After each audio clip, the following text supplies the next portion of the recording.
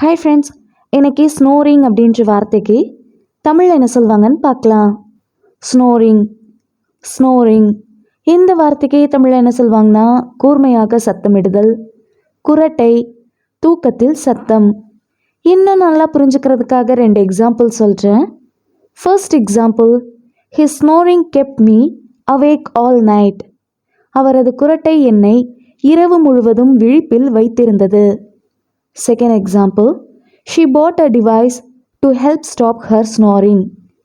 அவள் தனது குரட்டையை நிறுத்த உதவும் ஒரு சாதனத்தை வாங்கினாள். இன்னொரு வீடியோவில் வேற ஒரு ஆங்கில வார்த்தைக்கு தமிழில் என்ன சொல்லுவாங்கன்னு பார்க்கலாம். அது வரைக்கும் பாய்.